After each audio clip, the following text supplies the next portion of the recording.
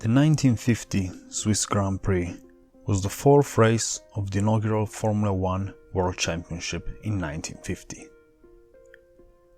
The previous edition of the Swiss Grand Prix in 1949 was won by Alberto Ascari on Ferrari, followed by teammate Luigi Villoresi. However, it was clear that Alfa Romeo was going to be the team to beat this time.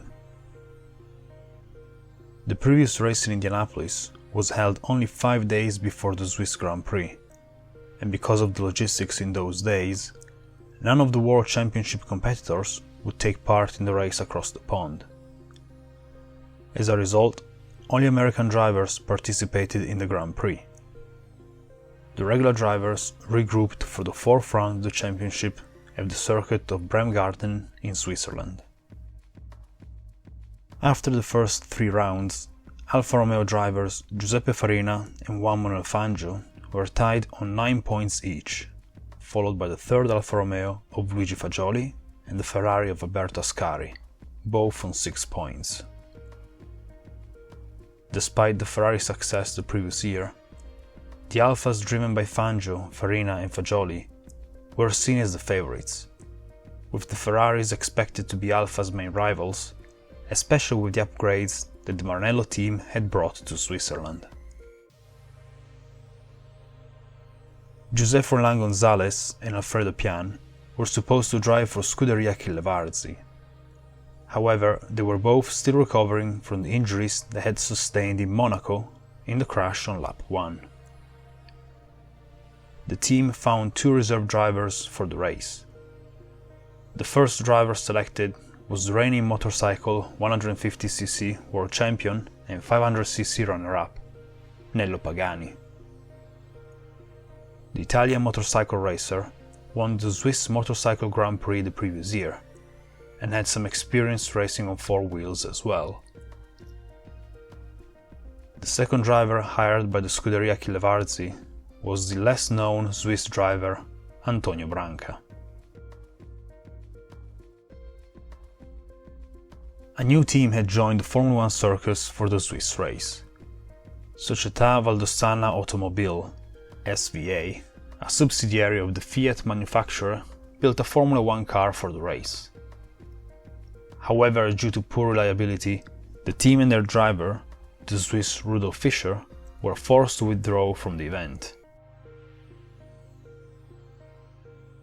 Qualifying was dominated by the Alfa Romeos, with Fangio setting a lap time nearly 1 second faster than teammate Farina and 3 seconds faster than the last Alfa of Fagioli. The Ferraris of Villoresi and Ascari locked the second row of the grid in P4 and P5, followed by the Talbot of Felipe Tancelin and Yves Giraud Cabantu. At the start, Fangio maintained the lead of the race, followed by teammate Farina, while Ascari got past his Ferrari teammate Villoresi and Fagioli's Alfa as well. In the early stages of the race, Ascari managed to keep the 2 Alfas ahead within reach, but had to retire out of the race on lap 4 due to a broken oil pump. 5 laps later, it was his teammate Villoresi who had to retire, this time due to a blown engine. The last surviving Ferrari of Raymond Sommer, who was actually driving a Formula 2 car, retired as well out of the race with a suspension failure. With the Ferraris out of the game, the Alfas were now unstoppable, and with 9 laps to go, all 3 Alfas had lapped the entire field. At which point, however, Fangio, who was comfortably leading the race, in what had until the moment been a dominant weekend, was forced to retire due to a terminal engine issue. Farina won the race on Alfa ahead of teammate Luigi Fagioli and the Talbot of Louis Rosier a lap down. Bira came home 4th, a lap down on Rosier, finishing ahead of Maserati teammates Felice Bonetto and Emmanuel de Graffenrier. Motorcycle world champion Nello Pagani finished the race in 7th for Scuderia Achille Varzi, 3 laps down on the leaders.